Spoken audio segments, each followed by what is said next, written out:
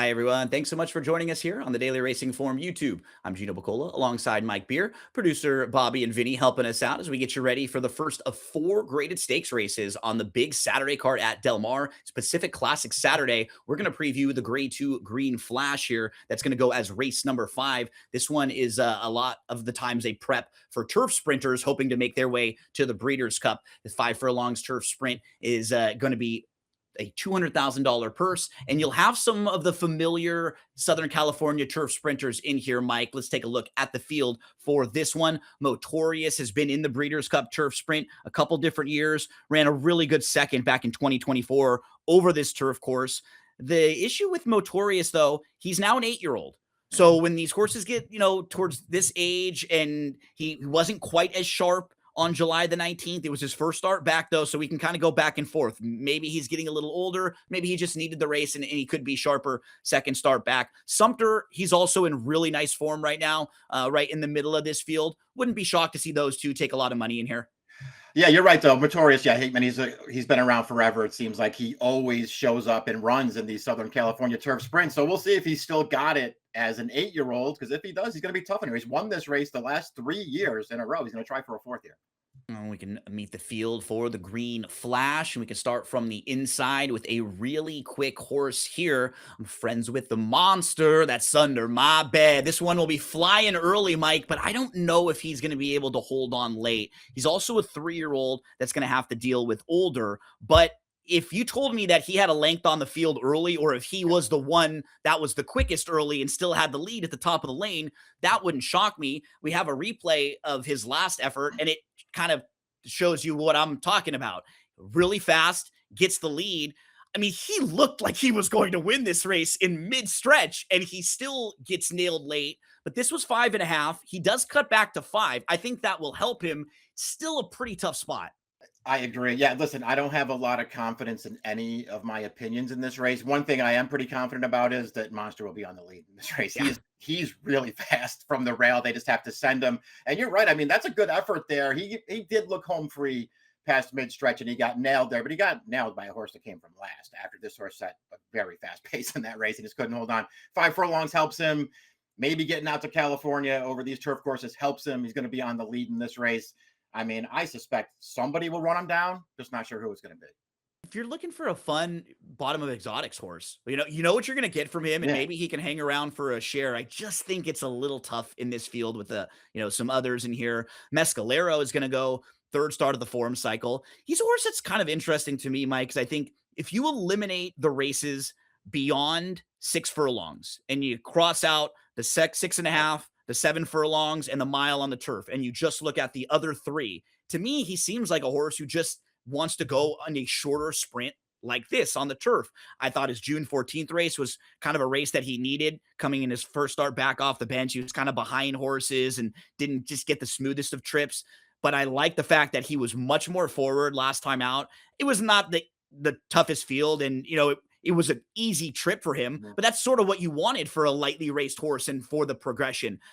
This probably is a little too tough for him, but if he runs really well in here, it's not going to shock me. And I think he's going to be a pretty good price. So I'm going to give him a chance in here to run well. What do you think about Mescalero? Yeah, I agree with everything that you just said about him. They might have ultimately just found what he really wants to do last time when they finally went short with him. It does feel like it really worked for him. I thought it was a very nice win. And I also appreciate the fact that he's run twice this year. And they're the 2 best races of his career. Come back from the layoff, and he's improved. We'll see if he can improve again, because he is going to have to do that to beat this field. But I think there's a good trip coming for this horse. Yeah, he could sit like 3rd or 4th, maybe down inside. I really think that they could have some options with him. Up next, it's a very, very talented Calbred named Manor Rose, who is a 12-time winner. He just loves to win races. He can do it on turf or dirt. And he's also a stakes winner against Open Company. And now when you look back at that win in the Palos Verdes that he had in February, he beat a horse named Listen Up Chance, who has come back since and won the Grade 1 Bing Crosby. So that's a really nice horse that Doug O'Neill has very much developed over the last couple months. And it's funny, when you look back to last year, he beat a horse named Lovesick Blues, who is also a Grade 1 winner and won the Bing Crosby last year. So he's actually defeated Grade 1 winners on the dirt in a couple different situations, even though he hasn't won a graded stakes race. So, he can kind of stack up in class with a group like this. My concern is 5 furlongs his best trip? Because I wanted to make the case for him when he cut back the 5 furlongs last time. He just really, I think, wants to be close to the lead and comfortable. I don't think he wants to come from way, way out of it. He can sit off a little bit, but if he's like 3 lengths behind, I'm not sure if he's going to really want to loom up and go by. So I respect this horse a lot, Mike, and I think I got him in there on the bottom. Yeah. I'm trying to project the trip for him, and if it might have to be just kind of like a fall right into it trip. Sounds like you struggled with him as much as I did in here. He's got races that are going to make him really tough in here. I am worried about the 5 furlongs for him, Gino, and I think maybe even more than that, I'm kind of worried about his last race where I just thought he was bad. Like this horse very rarely runs a bad one. I thought he was bad last time, at least not to be second in that race at 2 to 5. Totally That was disappointing. And that was, back in March. So now he's had a layoff since then. So it feels like maybe there was some kind of issue coming out of there. So we'll see if he can bounce back. Next up is Incanto. He's a stakes winner going 5 furlongs on the turf, but he's just won for his last 11. He was well behind Virat and Sumter in the last 2. And in that stretch of 11 races, the only win came against 50 allowance non-winners of 3. Now, the counter, he does have a couple nice races where he's a close second behind Flyover. That second behind Yellow Card looks pretty good, who went on and won, graded stakes races at like sprinting on the turf, when shipping out of California. I just don't see enough consistency from him kind of at this level to make me want to dive in. But you can maybe isolate a couple races, and I wouldn't talk anyone off of him at a big price. Yeah, I'm with you. I mean, this is that kind of race, right? I was just trying to stay open to a lot of different horses, and he was definitely one of them because he is sort of reliable. Like he'll show up and run his race, but he just doesn't. It seems like every time they run him in stakes races, he's just not good enough, and he's not that competitive, and it really bothers me.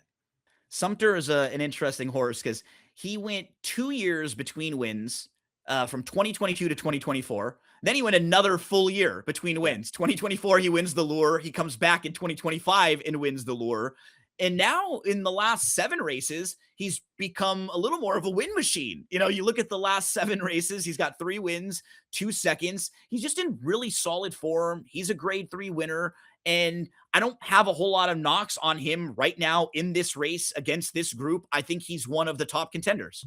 Yeah, I think you kind of know what you're going to get at least, right? I mean, and then we'll look at his most recent racer. I mean, he beats Motorious. I don't know. This is a good performance, and he beats him fair and square as far as right on the square. Yeah, as far as I can tell, he did. So I don't know, man. He can win this race for sure. I don't trust him that much, and I would, personally just kind of want to wait and see what kind of price this horse goes off in this race. I don't want a short price on Sumter, but he could win. He's not a fun. You were kind of getting at it. He's not a fun horse to bet at a shortish price, but he's absolutely a measuring stick and a horse who you feel like is probably going to be in the mix and in the top 3 here. I have him in the mix, but I'm looking for more value on top, more fun horses to bet. Up next, it's Motorious, and we just showed you the replay where Sumter was a bit behind him, and Sumter ran right by him, right on the square. Absolutely no excuses. Now, Motorious is a multiple graded stakes winner. He's grade 1 placed. He was the turf sprint runner-up in the Breeders' Cup in 2024 over this turf course. He won the Green Flash in 2023, 2024, and 2025 via DQ. Although I will say last year, he wasn't best. That was a really unfortunate DQ because Reef Runner was unlucky and shouldn't have been DQ'd that day. So he was probably second best there. The knock I have on him is just that he always gets bet. He's been favored in his last 6 races, including the Breeders' Cup. He was favored in the Breeders' Cup Turf Sprint. So he does have that reputation for a horse who's always going to get played. And while I was kind of given the counter when we introed the race, we can absolutely say, yep, it was his first start since December. He probably needed the race. He can certainly be sharper and step forward.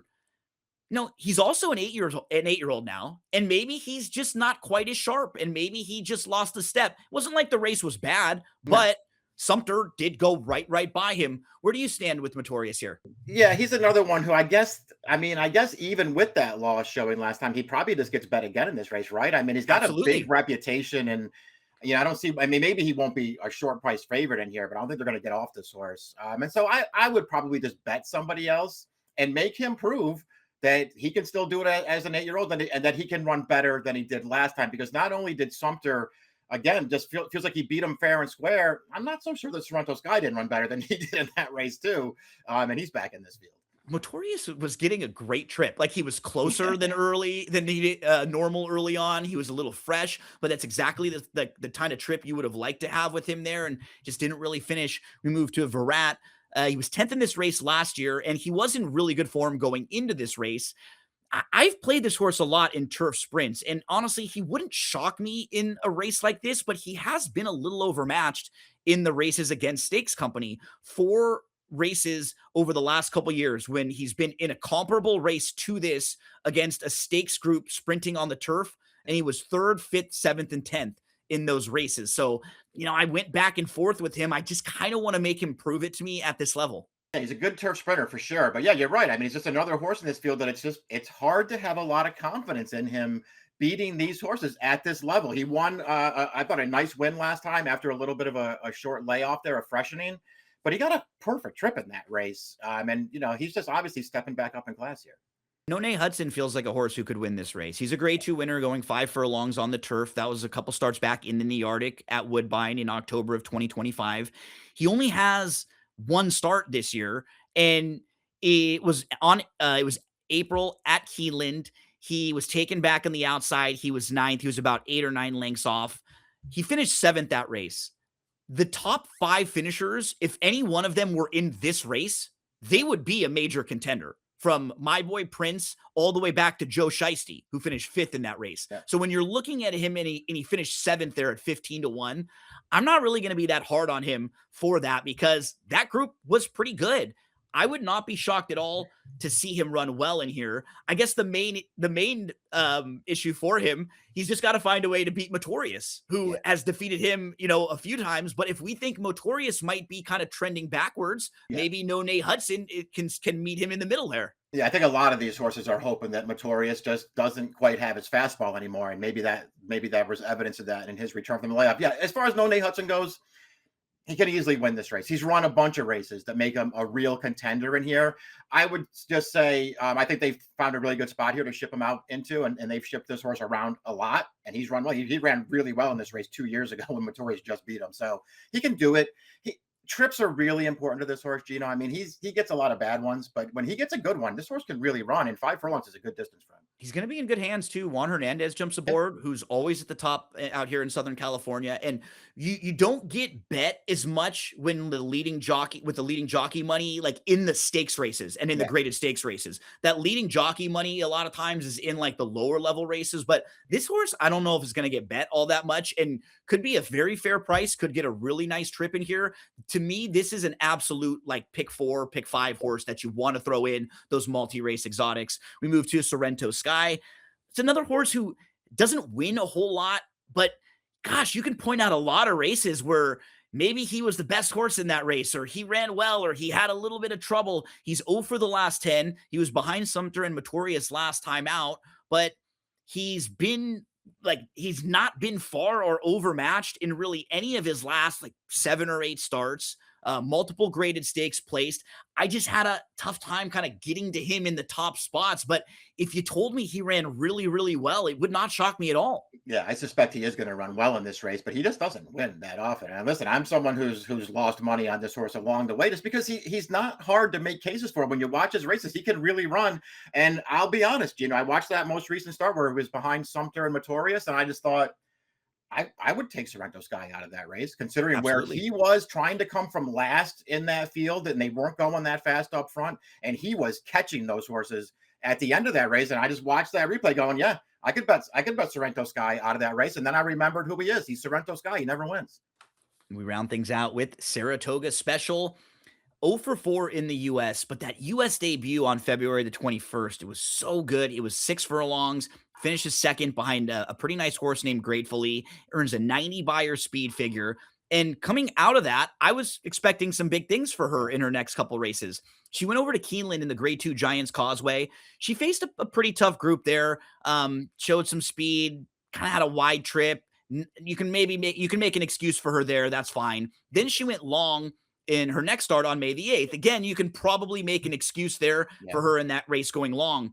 July the 25th in the Daisy Cutter last time out, battling for the lead early. She backed off to second inside. She got to the two path nicely with every chance and just kind of backed up there. Like, I was expecting a lot more in that race. And now they're going to move from that race against the fillies and have to step up here and face the boys. Yeah, I just don't like her recent races enough to want to try her in this race, even if she is some kind of big price. I didn't think that she had great form overseas either, Gino, and she's gotten over here, and to me, she's run one race over here that makes her mildly interesting. I don't like her recent form. Yep, not at all. That's the field for the Grade 2 Green Flash. Going to go as race number 5 on Saturday at Del Mar. Let's move to selections here, Mike. And don't forget, everyone, if you're watching, like the videos, subscribe to the YouTube channel, share them around. That helps us quite a bit. And drop the comment in the comment section. We always love to hear from you. And we'd love to hear if you're agreeing with us, if you're going in a different direction. Who's the top pick for you here, Mike? Yeah, I'm gonna take the shipper here. No, Nay Nice. Hudson. Not with a ton of confidence. I'm just gonna hope he works out a good tripper. I do think he should be a fair price in this race. So I'm gonna take him, and I've got my old pal Sorrento Sky second, which is like I kind of feel like that's where he wants to finish. 2, 5, 6, 3 for me with Mescalero on top. Yeah. Mike's going to go 8, 9, 6, 5 with no Nay Hudson on top. What I want to do too is give an applause to Del Mar for they got a lot of shippers. Every one of these graded stakes races, there's some good shippers. There's some shippers that make sense. You've got one on top here. There's a bunch of them in the Pacific Classic. So they have a really put together a nice Great card job. for Saturday. Best of luck when you're playing the Green Flash.